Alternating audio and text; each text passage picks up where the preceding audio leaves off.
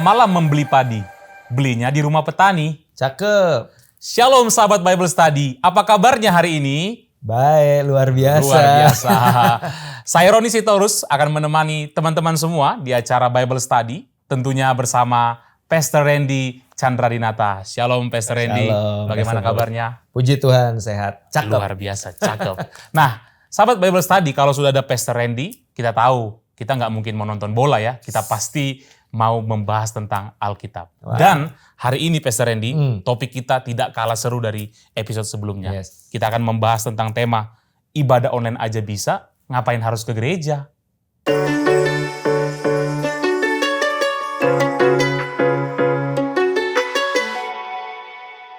Sahabat Bible Study, sejak pandemi COVID melanda dunia, ibadah online adalah hal yang sangat dekat dengan kekristenan. Dari yang awalnya kontroversi, sampai pada akhirnya hampir semua gereja membuka ibadah online. Dan setelah pandemi berakhir berubah menjadi endemik, kita tahu semua gereja kembali membuka ibadah onsite, namun masih ada beberapa gereja yang juga tetap membuka ibadah online. Nah, Pastor Randy, bicara tentang ibadah online ini banyak sekali pertanyaan yang bisa kita tanyakan. Tema kita juga tadi, kalau bisa ibadah online, ngapain ke gereja? Tapi kita jangan jawab itu dulu, Pastor Randy. Pertanyaan mendasar yang mungkin perlu dijawab oleh Pastor Randy, lalu Pastor Randy jelaskan kepada kita adalah, apa sih tantangan dan peluang adanya ibadah online, Pastor? Tantangan dan peluang ibadah online ya. Tentunya tantangan di awal seperti yang tadi Bro sempat singgung ya, bahwa segala sesuatu yang berbau online ini sebenarnya awal mulanya dijadikan kontroversi. Iya. Ya, sempat ada celetukan-celetukan bahwa wah, ini segala sesuatu yang online ini adalah alat iblis untuk mendistract manusia gitu kan. Tapi setelah masuk masa pandemi 2-3 minggu itu kan mulai mencari tahu seperti apa sih online service itu gitu. Dan aku melihat ada blessing in disguise ya, ada berkat di balik masa pandemi ini. Salah satunya adalah gereja-gereja tuh seakan-akan dipaksa Tuhan untuk go digital. Untuk segera memanfaatkan setiap platform-platform yang sifatnya online untuk pekerjaan pelayanan, ya, untuk memberitakan Injil dan seterusnya.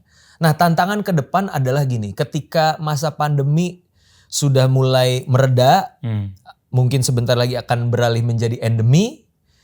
Saya sih berharapnya bahwa segala sesuatu yang berbau digital ini tidak dihilangkan begitu saja.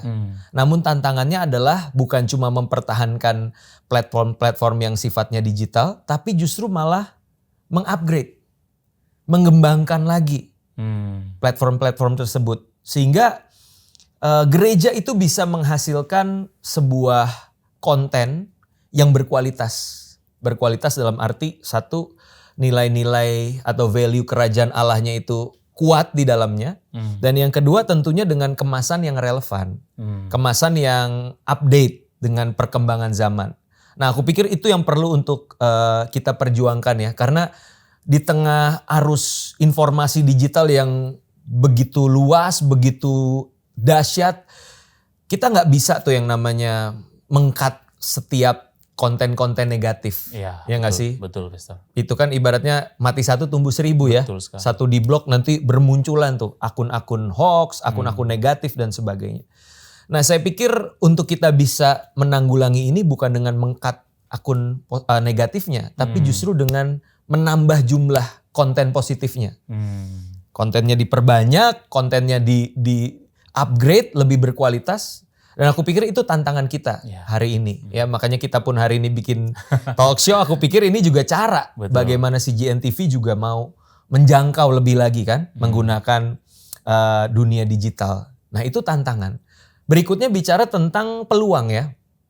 Nah, entah kenapa aku melihat bahwa masa-masa pandemi adalah masa-masa di mana anak muda yang selama ini jarang mendapatkan kesempatan untuk melayani ya, oleh karena mungkin udah ada senior-senior yang bercokol dan kayaknya susah untuk masuk gitu.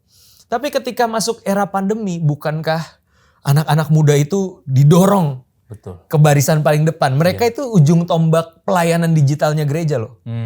Yang awalnya aduh ini gimana ya cara online live streaming, gimana caranya ibadah online.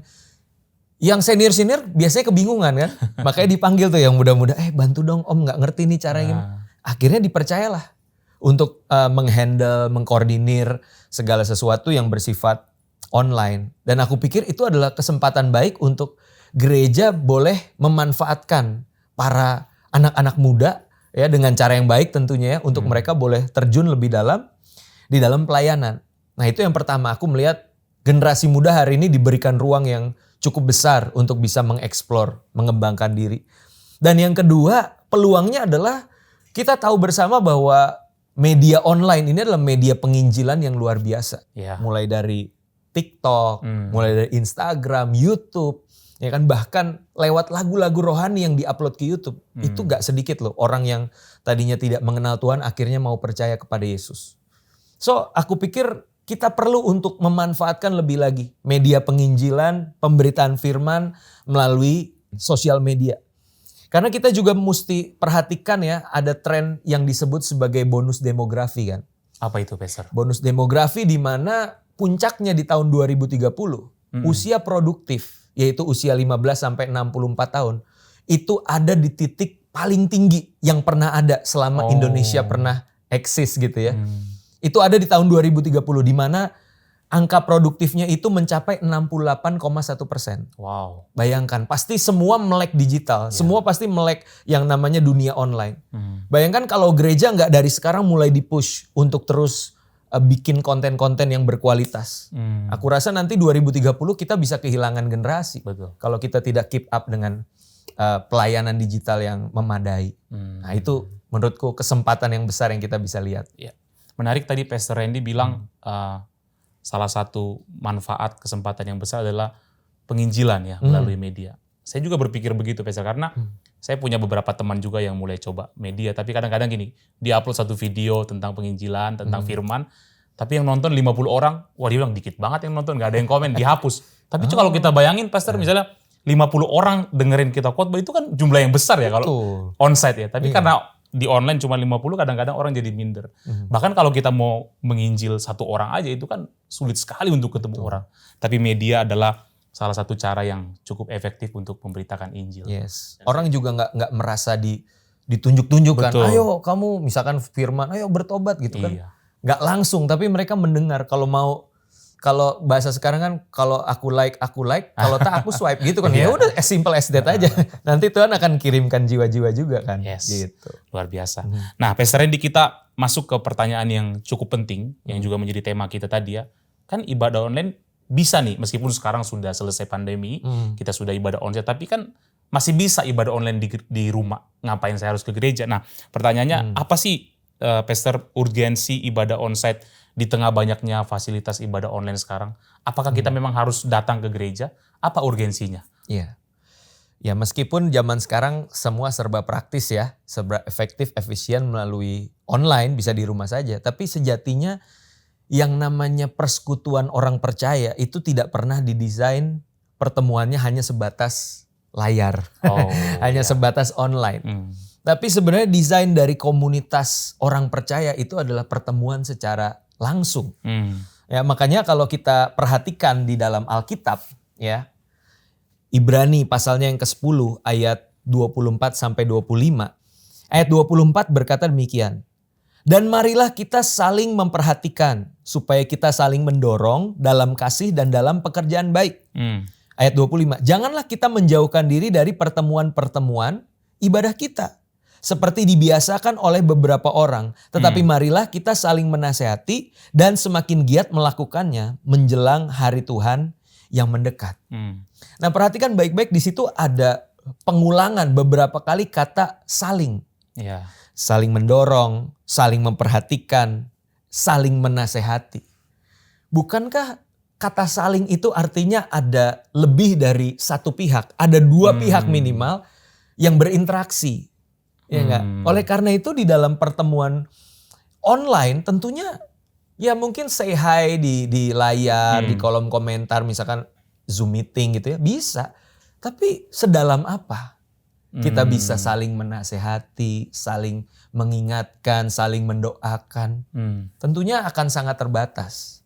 Oleh karena itu penting untuk kita tidak meninggalkan begitu saja ibadah onsite. Tetapi bagaimana kita bisa mengkombinasikan ya ibadah yang sifatnya online maupun onsite ya jadi bentuknya hybrid ya, dan kita bisa tetap bersosialisasi dengan baik di dalam ibadah onsite itu ya. Dan kita adalah tubuh Kristus ya, diciptakan Tuhan, dibentuk oleh Tuhan, artinya kita nggak bisa sendirian, kita butuh orang lain. Termasuk juga di dalam bentuknya gesekan-gesekan, konflik-konflik yang mendewasakan. Amsal 27 ayat 17. Besi menajamkan besi, manusia menajamkan sesamanya. Nah yang jadi pertanyaan, gimana mau konflik kalau ketemunya di layar doang? Mungkin konfliknya terjadi, buka dong layar lo. Lo dari tadi off cam lulu, ya itu bisa terjadi. Tapi kan gesekan yang real loh, yang ketika kita ada dalam sebuah pertemuan onsite, kita ada dalam sebuah komunitas, lalu saling mengenal lebih dalam, terjadi gesekan. Ketika kita merespon dengan benar, itu kan adalah sebuah alat pendewasaan sebenarnya yang Tuhan sedang kerjakan di dalam hidup kita. So kita nggak boleh meninggalkan itu sebenarnya. Saya potong dulu Pastor Randy. Tadi Pastor Randy bilang justru kita harus memanfaatkan atau boleh dibilang mencari gesekan gitu ya dari Amsal tadi. Nah ini kan sesuatu hal yang menarik sih sebenarnya bahwa kita kan terbiasa untuk kalau bisa jangan bergesek dengan orang lain gitu. Tapi sebenarnya apakah memang tujuan persekutuan itu supaya kita terjadi gesekan atau apa goal akhirnya Pastor? Jadi gini, gesekan itu sebenarnya nggak perlu dicari. Nanti datang dengan sendirinya. Nah yang jadi pertanyaan sebenarnya sekarang yang namanya komunitas itu seberapa dekat satu dengan yang lain. Seberapa real sih hubungannya. Karena bisa aja bertahun-tahun berkomunitas tapi nggak pernah terjadi gesekan. Nah kalau bagi aku itu pilihannya cuma dua. Satu, seisi komunitas itu anggotanya semua udah jadi malaikat. Wah mustahil ya. Udah nggak nyentuh lantai itu semua. Shalom haleluya, nggak pernah bikin salah gitu kan. Atau bisa jadi opsi yang kedua, ya hubungannya satu dengan yang lain kurang dekat. Oh iya. Karena yang namanya hubungan kalau udah dekat, ya bayangin aja suami istri, ya kan orang tua anak, nggak mungkin lah selalu baik-baik. Pasti akan ada salah paham, ada argumentasi dan ada gesekan. Nah kita nggak perlu cari itu. Tapi kalau itu terjadi, responilah dengan benar. Nah ketika respon kita benar, di situ kan kita sedang menjadi semakin serupa dengan Kristus, bertumbuh dalam iman. Oke Pastor, tadi itu kan yang pertama urgensinya supaya kita tetap bisa bersosialisasi. Tapi ada gak urgensi lain Pastor? Oh iya. Mengenai ini. Betul. Nah sekarang kita bicara tentang apa yang disebut dengan kelengkapan unsur-unsur gerejawi ya.